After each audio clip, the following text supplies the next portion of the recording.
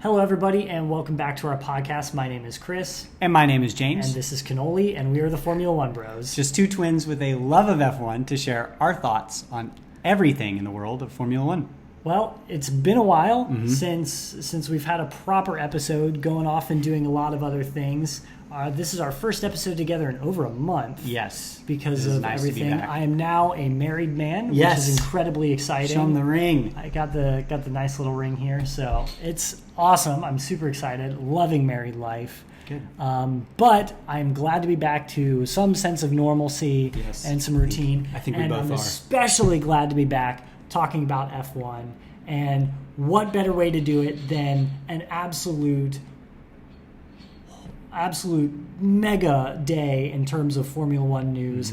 Silly season is kicked off already and in an incredibly dramatic way.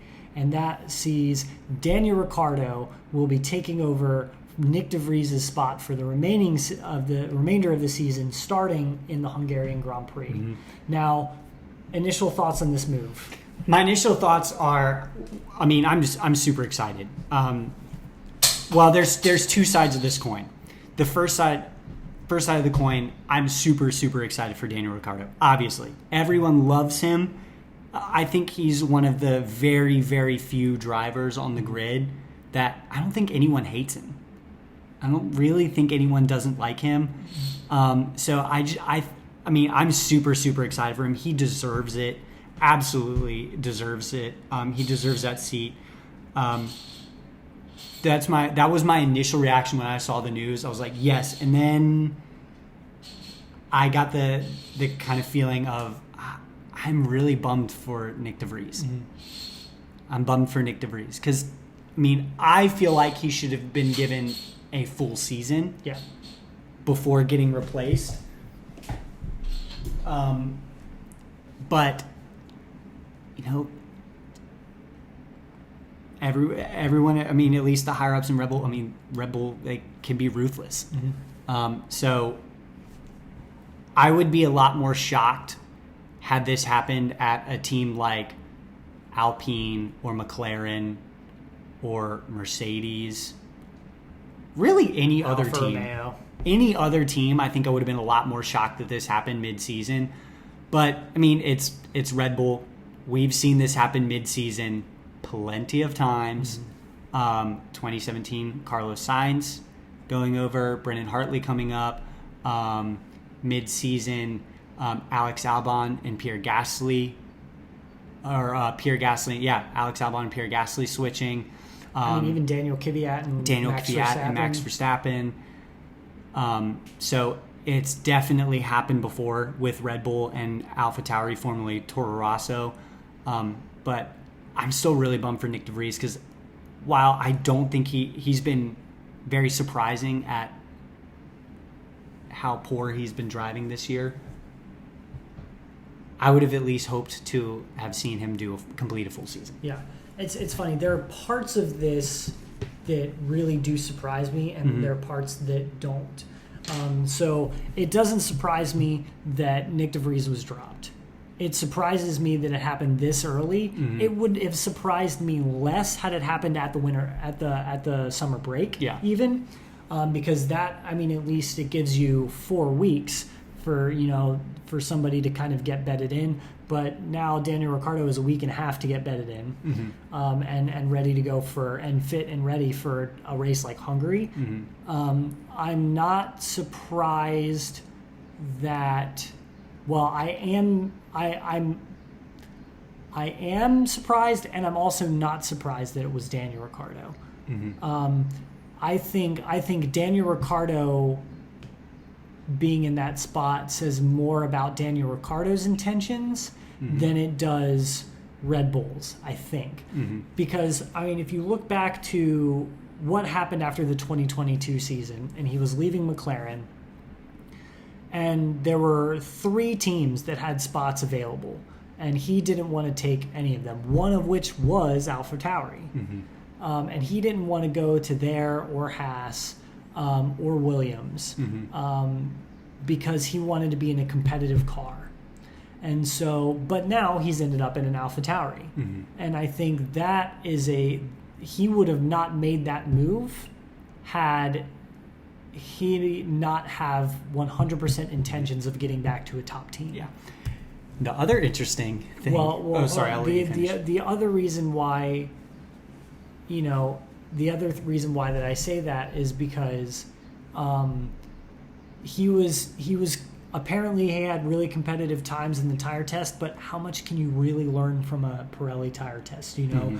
So that is what I found really weird, that they were sort of basing that. I mean, it's obviously not only on that. Apparently his sim numbers have been really good. They've been seeing a lot of improvements, but the other thing that is shocking to me is it is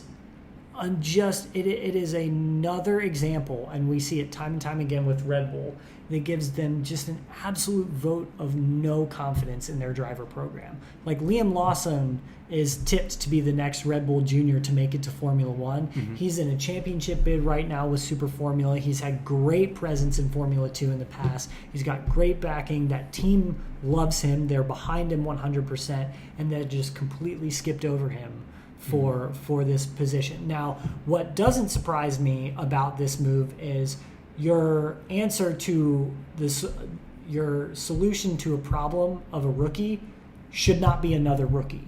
Yes. Even if it is one of Liam Lawson's caliber. Mm-hmm.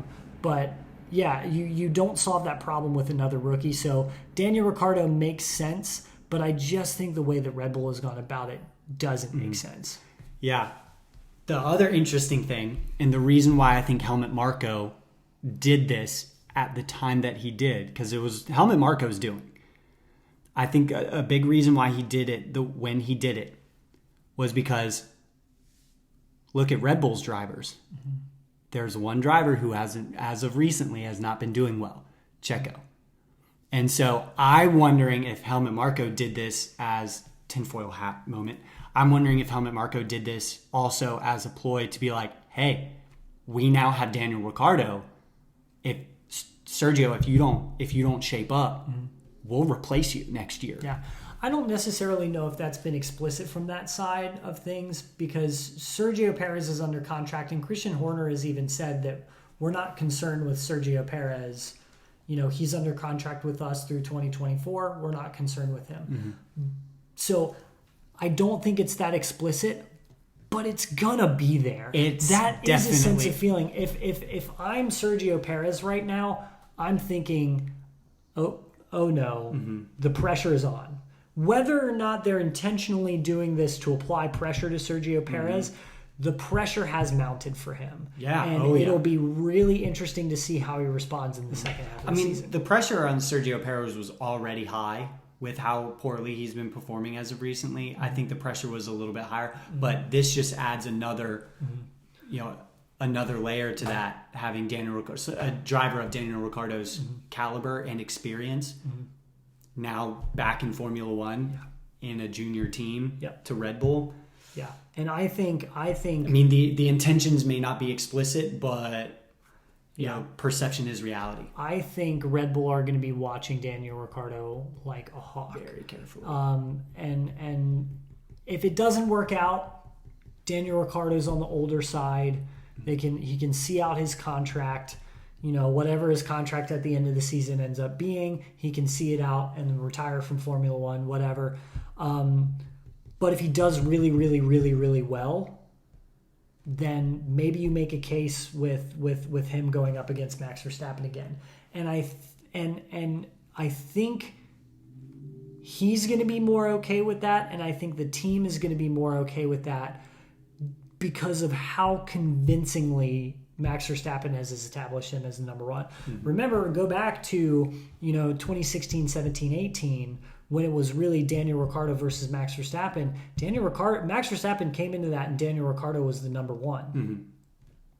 Because he was the number one after Sebastian Vettel left and Daniel Kvyat came in, and he was the number one because Max Verstappen was a rookie.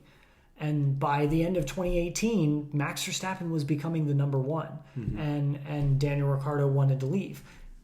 I think Daniel knows. I think everybody in Red Bull is much more aware, including Daniel Ricciardo, is much more aware of the fact that Max Verstappen is the number one. He's locked up for an incredibly long contract until like 2028 or something. He's not going anywhere. He's the number one. Daniel Ricciardo there is going to be the number two. And I think all parties involved know that and are okay with that. Daniel Ricciardo would not have taken this AlphaTauri seat trying to get back to the Red Bull team if he wasn't aware of that. Or if he's not, Helmut Marko and Christian Horner are going to make that incredibly clear. So the next thing that I really want to talk about kind of on the other side is how AlphaTauri has handled this as a team. Because, I mean, you mentioned that you felt really bad for Nick DeVries, but in the press conference or in all of the press that AlphaTauri has put out, they've only mentioned Nick DeVries once, and it was just Nick. It was not Nick DeVries, there was no surname attached to it, and he's only been mentioned one time. It was we thank Nick for his service, but we're looking forward to seeing what Daniel Ricciardo did, whatever it was. And they've just completely dropped him. However, I will say, I don't think that this is Franz Tost doing. I think this whole driver fiasco ever since Pierre Gasly left Alpine has been Helmut Marko's doing. He made because throwback to when Pierre Gasly was leaving Alpine, Colton Herta was the first choice, and I think all parties wanted Colton Herta, but couldn't get a super license when Pierre was leaving AlphaTauri. Yes, sorry, was leaving for Alpine. All parties involved wanted Colton Herta. Couldn't get a super license. And Franz Tost, I don't think Nick DeVries was even in Franz Tost's top 5. I mean, we talked about how, Mick Schumacher, I think probably would have been number 2 on that list, or Daniel Ricciardo over Nick DeVries. But Helmut Marko made a rash decision after one performance in Monza that was like, Nick DeVries is our person. Granted, it was an amazing performance, that Grand Prix in Monza, scoring points on your debut in F1 with a Williams. Like, that's incredible. But I think that was a decision that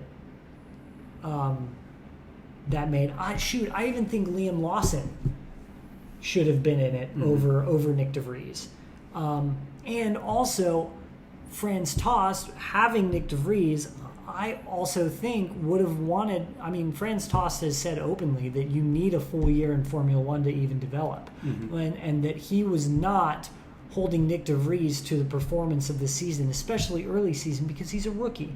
You need and look at Yuki Tsunoda. It's taken him 3 years to get to the point where he's at. Look at where he was at in 2021 when he just came into the sport. This is his 3rd year in Formula One, and he's finally driving with some consistency, and he's finally doing really well in that team. So I would have liked, you said it earlier, I would have liked to see Nick DeVries fill out the first season, but I even think beyond that. Welcome back. I'm not at all convinced that this was at any point Franz Tost having a hand in it. I think this was 100% Helmut Marko, and I think he, every step of the way up till now to find a replacement for Pierre Gasly, has made the wrong decision. Not to say that Daniel Ricciardo is a wrong decision, but it is still, it's a no confidence in their driver program. Look at the driver program that they had developed.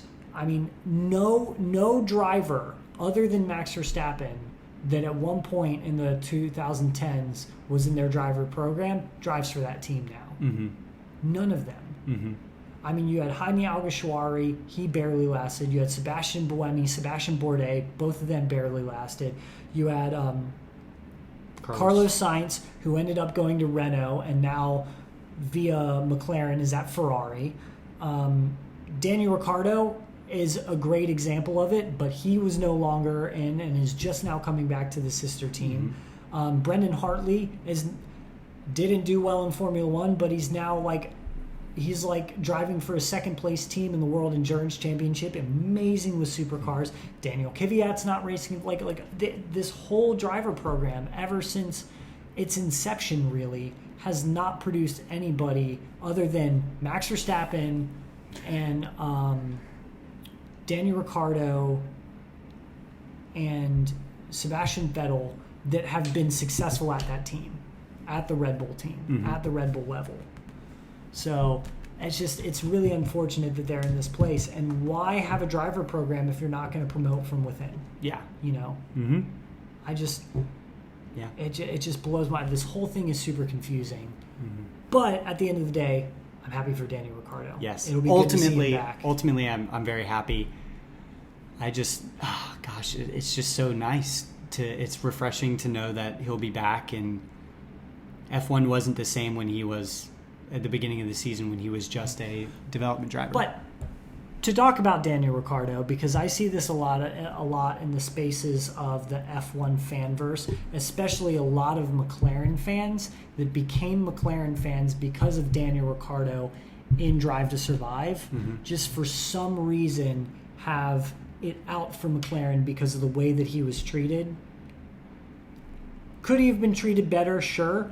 But Daniel Ricciardo 100% deserved to be dropped from McLaren. Mm-hmm. He did nothing at that team to prove that he was anywhere close to achieving the performance of Lando Norris. Except for winning one race. He won one race, and that was because McLaren asked Lando Norris to hold station. Mm-hmm. And for the two to not fight at that race. But other than that, Daniel Ricciardo 100% deserved to be dropped. Mm-hmm. But what makes me happy is to know that Daniel Ricciardo seems to be capturing some of his old form, according to Christian Horner and Helmut Marko, based on his performance on the simulator. Now, jumping back into the AlphaTauri, is he going to struggle like he did at McLaren? Because, again, he drives off of feeling, and that's a very sensitive, knife-edge kind of car that you really struggle on it especially when you go deep into a corner and at low speeds with late braking and low speed corner. That car really struggles. So those are the things where Daniel Ricciardo has to have confidence in the car in order to be quick. Mm-hmm. So are we going to see the same sort of things creep up at McLaren? I don't know. And I don't think that it is wise to judge based off of his performance at the Hungarian Grand Prix. Yeah. I think we're going to have to wait to see until Singapore and then the later U.S. races to really understand where Daniel Ricciardo is at. But if he can jump in and he's right away and he's on the pace with Yuki Tsunoda, he makes a very strong case for himself to be back up at the senior team. Yeah, absolutely.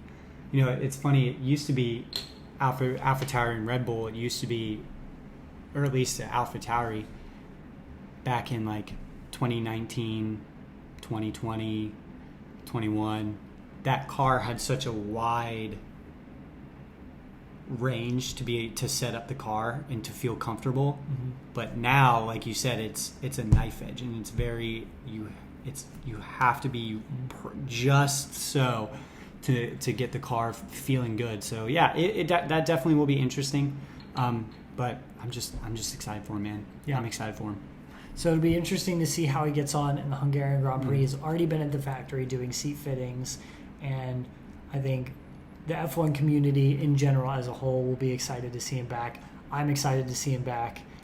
And, no disrespect to Nick de Vries. But I also think that Nick de Vries, he's a Formula 2 world champion. He's a Formula E world champion. I'm not really worried. I think he'll come out of the season and he'll end up back on his feet. Mm-hmm. I'm not really that worried about it. He has built up a CV that is worthy of getting a drive, whether it's in IndyCar, whether it's in sports cars, whether it's back in Formula E, maybe with another team. Or endurance racing. I think he'll be just fine. Yeah. Yeah. We've seen a lot of former F1 drivers go into different series and do very, very well. Brendan Hartley is a great example. Mm-hmm. He is a great sports car driver, and that's where he stays, and he's doing really well. Marcus Ericsson is an Indy 500 winner. Mm-hmm. Almost won it again. Yeah, almost won it a second time. You know, could have gone back to back. This close. Since for the first time since Elio Castroneves, I think it was 2000, 2001 was the last time we had back-to-back Indy 500 Yes, winners. 2000, 2001. Anyway, yeah, I mean, we see this all the time. I mean, and Fernando Alonso left Formula One after leaving McLaren and leaving Alpine and leaving McLaren. Did a couple seasons of endurance championships, and he was a Le Mans winner. Mm-hmm. So, you know, I think Nick DeVries will be just fine. Yeah, he will. But happy to see Daniel Ricciardo back. Yes, very much so. And that is all for today's shortened episode. We will be back. The next time you'll hear us again will be after the Hungarian Grand Prix for the Hungarian Grand Prix race review. Yeah. And then we'll have some more content coming out through the summer break. So until then, we'll see you next time.